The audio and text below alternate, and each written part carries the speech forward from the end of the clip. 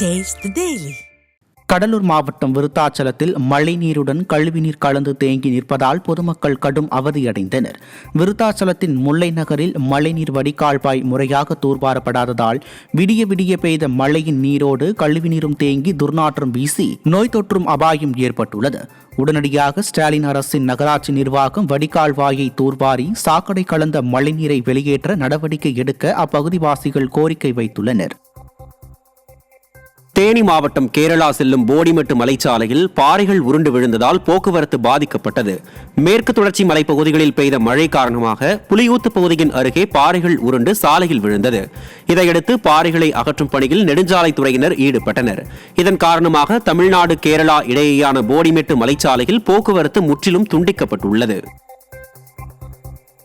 கடலூர் மாவட்டம் விருத்தாச்சலத்தில் பெய்த மழை காரணமாக காவல் நிலையம் மற்றும் வட்டாட்சியர் அலுவலகத்தில் மழைநீர் குளம் போல் சூழ்ந்துள்ளது.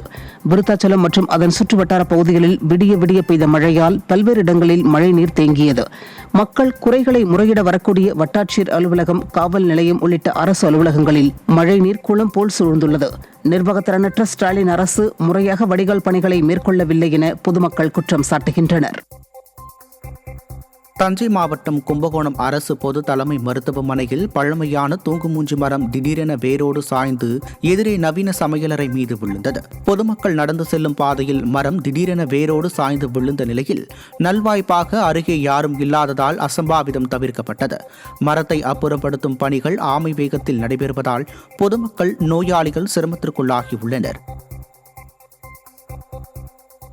தூத்துக்குடி அரசு மருத்துவமனையில் மழைநீர் குளம் போல் தேங்கியுள்ள அவல நிலை ஏற்பட்டுள்ளது.